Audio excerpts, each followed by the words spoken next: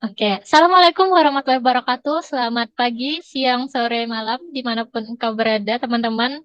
Kami dari kelompok 2 kelas A3 akan mempresentasikan mengenai penetapan kadar vitamin C pada sediaan lulur dan masker secara titrasi iodometri.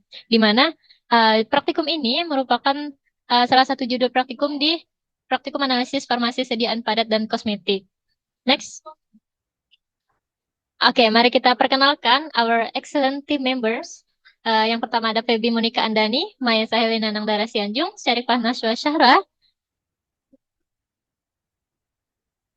kemudian Mutia Rahim, Galuh Najwa Sabila, dan Haidir Azari.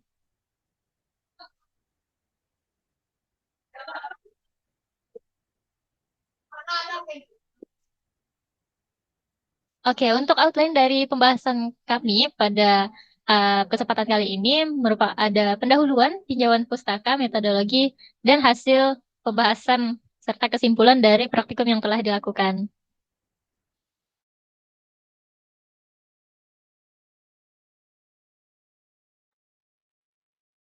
Untuk latar belakangnya sendiri, yaitu kulit berfungsi sebagai perlindungan diri dari suatu mikroba yang berasal dari luar. Salah satu kerusakan pada kulit yang sering terjadi yaitu dikarenakan adanya radikal bebas dari sinar ultraviolet atau sinar UV ya. Dan kemudian ada kandungan yang baik terdapat dalam komposisi masker terbaran yaitu sheet mask maupun sediaan lulur adalah vitamin C yang dimana berperan dalam melindungi kulit dari efek yang merugikan akibat adanya radikal bebas yang timbul. Lalu ada salah satu metode yang digunakan ialah untuk menganalisis kandungan vitamin C dalam masker wajah dan lulur ialah titrasi iodometri karena secara dasar dapat mereduksi vitamin C. Oleh karena itu, dilakukan penetapan kadar vitamin C pada sampel sheet mask merek Garnier dan sediaan lulur untuk mengetahui kadar vitamin C di dalamnya.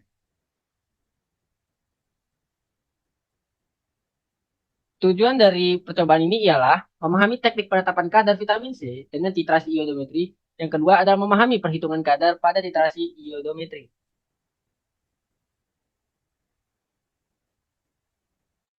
Selanjutnya ada tinjauan pustaka.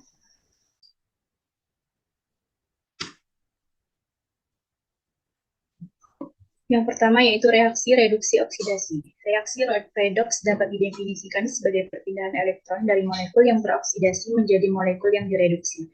Suatu zat yang memiliki peran pereduksi adalah zat yang teroksidasi dengan melepaskan elektron disebut juga reduktor.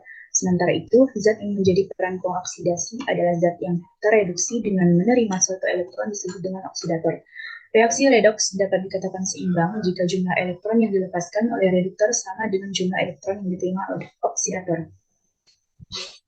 Selanjutnya, titrasi iodometri merupakan teknik titrasi yang berfokus pada oksidasi iodin oleh zat pereduksi dengan potensial oksidasi lebih rendah. Dalam analisis kadar vitamin C, titrasi iodometri menggunakan natrium tiosulfat sebagai titran yang perlu distandarisasi terlebih dahulu dengan larutan standar primer seperti kalium iodat untuk menentukan konsentrasinya.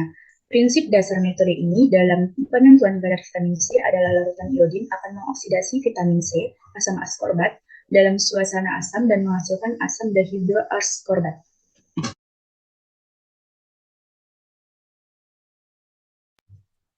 Amilum ditambahkan saat titrasi mendekati titik akhir untuk menghindari gangguan pada reaksi I2 dan C6H6O6. Vitamin C dalam sampel ditentukan oleh jumlah natrium tiosulfat yang digunakan dalam titrasi.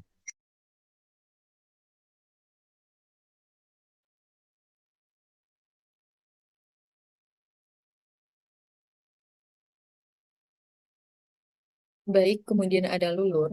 Lulur atau yang dikenal sebagai body scrub merupakan satu di antara kosmetik pembersih yang berguna dalam menghaluskan kulit serta mengangkat sel kulit mati.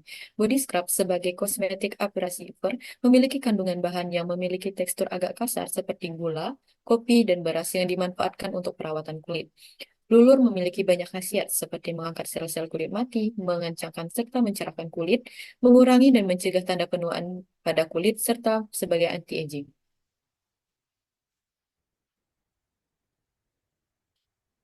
Kemudian ada masker. Masker merupakan sediaan yang bekerja dengan mengangkat sel kulit mati sel kulit tanduk pada sel kulit yang telah mati dengan cara mengaplikasikan masker di seluruh bagian kulit wajah kecuali bagian bibir, alis, dan mata. Masker wajah dapat diproduksi dengan bahan alami. Masker wajah yang mengandung bahan alami tersebut bermanfaat dalam menjaga kesehatan kulit pada wajah. Bahan-bahan yang diformulasikan tersebut harus memiliki kandungan vitamin A, C, E, dan zinc yang berguna untuk memberikan efek kelembapan, mengurangi bekas jerawat pada kulit wajah, serta mencerahkan. Bentuk sediaan masker yang umumnya beredar atau tersebar di masyarakat adalah dalam bentuk bubuk atau serbuk, gel, pasta, dan kertas.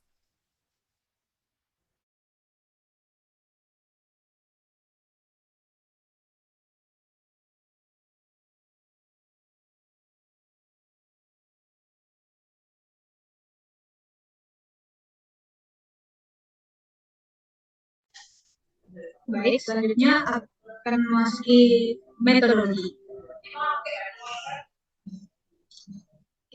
Untuk yang pertama yang dilakukan yaitu standarisasi larutan Na2S2O3 dengan menggunakan larutan KIO3, di mana KIO3 ini dipet sebanyak 10 mili, kemudian ditambahkan 5 mili larutan KI, H2SO4 2N, dan dihomogenikan. Setelah itu dititrasi dengan Na2S2O3 hingga berwarna kuning jerami. Kemudian ditambahkan amil sebagai indikator, dan diteksi kembali menggunakan Na2S2O3 hingga mendapatkan warna biru yang hilang. Volume Na2S2 digunakan dicatat untuk Nah, selanjutnya melakukan standarisasi larutan I2 dengan Na2SO3, di mana I2 yang dipipet 10 mili, kemudian ditambahkan 0,5 mili H2SO4 dan dihomogenikan. Setelah itu dititrasi menggunakan Na2S2O3 yang berwarna kuning jerami, ditambahkan lagi amilum sebagai indikator, kemudian dititrasi kembali dengan Na2S2O3 sampai larutan warna biru hilang. Nah, dicatat juga volume Na2S2O3 yang digunakan. Kemudian ada preparasi sampel. Untuk sampel lulur ditimbang sebanyak 2,5 gram, kemudian diletakkan dalam aquades sebanyak 50 mili, kemudian disonifikasi selama 5 menit menggunakan sonikator, disaring, dan disentrifugasi. Sementara untuk sampel masker, karena bentuknya sheet mask, di blender terlebih dahulu hingga sedikit hancur.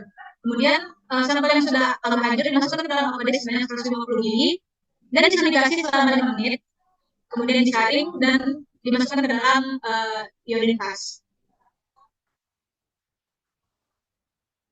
Untuk titrasi blanko, di sini stepnya sama, hanya yang berbeda pada jumlah sampel yang digunakan. Untuk sampel lulur dipipet sebanyak 10 mili, kemudian ditambahkan 0,5 mili H2SO4 2N dan 20 tetes larutan amilum 1% sebagai indikator, kemudian dihomogenikan. Dan dititrasi menggunakan larutan I2 hingga berubah warna menjadi biru. Volume I2 yang digunakan kemudian dicatat. Untuk sampel masker digunakan sampel sebanyak 20 ml dan amilum yang digunakan sebanyak 7 ml. Untuk tahapannya kurang lebih sama. Nah, untuk penetapan kadar sama juga seperti titrasi blanko, yang berbeda hanya volume yang dipipet saja. Di mana di sampel lulur ini dipipet sebanyak 10 ml, kemudian ditambahkan 0,5 mili H2SO4 dan 20 tetes amilum, dan dititrasi dengan I2 hingga berwarna biru. Dicatat volume I2 yang digunakan. Sementara untuk sampel masker yang dipipet sebanyak 20 mili dan larutan KI-nya ditambahkan 5 mili, untuk larutan amilum 1%-nya ditambahkan 7 mili. Sama juga dititrasi menggunakan larutan I2 hingga berwarna biru dan dicatat volume I2 yang digunakan. Oke, yang selanjutnya hasil dan pembahasan dari praktikum yang telah dilakukan. Pada tahap standarisasi larutan Na2S2O3 dengan larutan KiO3, saat praktikum analisis lulur Vienna didapatkan volume Na2S2O3-nya sebesar 11,5 ml pada titrasi pertama dan 12,2 ml pada titrasi kedua, sehingga rata-rata normalitas yang didapatkan yaitu 0,0845 normal. Kemudian pada saat praktikum analisis sheet mask Garnier yang dilakukan, volume Na2S2O3-nya pada titrasi pertama didapat 20,7 ml, kemudian di titrasi kedua dapat 20,6 ml, sehingga rata-rata normalitasnya sebesar 0,0484 normal. Yang selanjutnya, tahap standarisasi larutan I2 dengan larutan Na2S2O3. Pada analisis lulur Vienna dapat rata-rata normalitas sebesar 0,148 normal. Kemudian pada analisis Schmidt-Garnier dengan rata-rata normalitas 0,0578 normal. Tahap selanjutnya yaitu penetapan kadar vitamin C dalam sampel. Untuk sampel lulur Vienna didapatkan rata-rata kadar pada vitamin C sebesar 0,13%. Kemudian pada sheet mask Garnier, kadar vitamin C pada maskernya yaitu 0,0847%.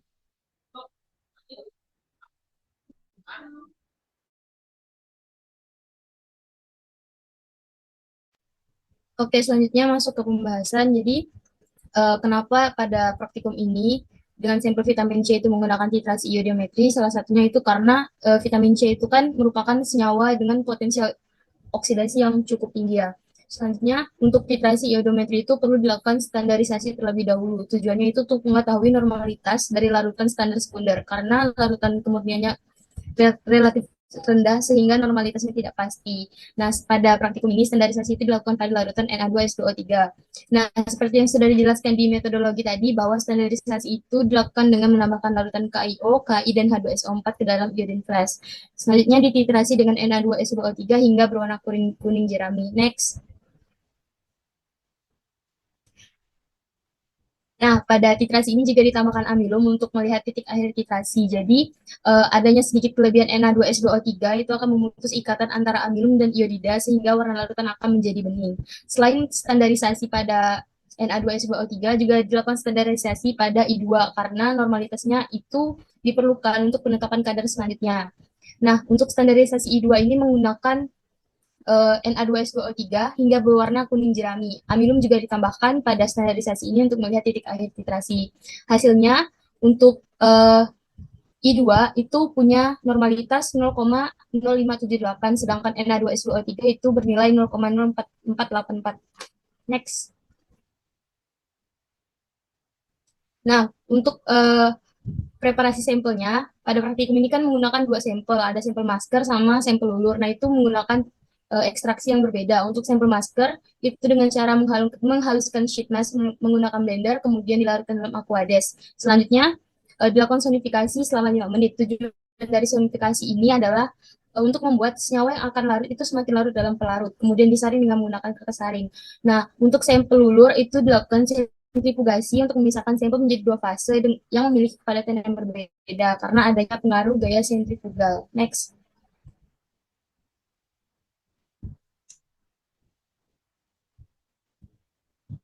Penetapan kadar itu dilakukan dengan titrasi iodometri, di mana untuk sampel masker itu diperlukan 20 mili, sedangkan sampel lulur itu diperlukan 10 mili. Nah, cara titrasinya sama, menggunakan larutan KI, H2SO4, dan amilum 1% sebagai indikator. Yang dilihat itu perubahan warnanya menjadi warna biru keunguan, menandakan kalau udah mencapai titik akhir titrasi. Nah, sisa iodin pada bulat kemudian dicatat untuk menghitung kadar vitamin C. Rata-rata kadar vitamin C pada lulur yaitu 0,13% dan pada sampel masker yaitu 0,847%, di mana kadarnya sangat kecil dalam kedua produk tersebut. Oke, kesimpulan yang dapat diambil dari praktikum yang telah dilakukan yaitu proses penentuan kadar vitamin C melalui metode titrasi iodometri dimulai dengan standarisasi Na2S2O3 menggunakan standar primer KiO3 dan kemudian dilanjutkan dengan standarisasi I2. Dan kemudian kadar vitamin C yang terkandung dalam sampel lulur Vienna didapatkan sebesar 0,13%, kemudian pada masker Garnier didapatkan sebesar 0,0847%, di mana kadarnya sangat kecil dalam kedua produk tersebut. Berikut daftar pustaka. Barcode ini berisi rujukan-rujukan penelitian dan buku yang telah kami telaah dalam praktikum ini. Baik, sekian Kak dari kami, kelompok 2A3. Semoga apa yang telah kami paparkan bermanfaat bagi teman-teman sekalian. Kami dari kelompok 2A3 izin pamit. Wassalamualaikum warahmatullahi wabarakatuh. Selamat pagi, siang, sore, malam semuanya.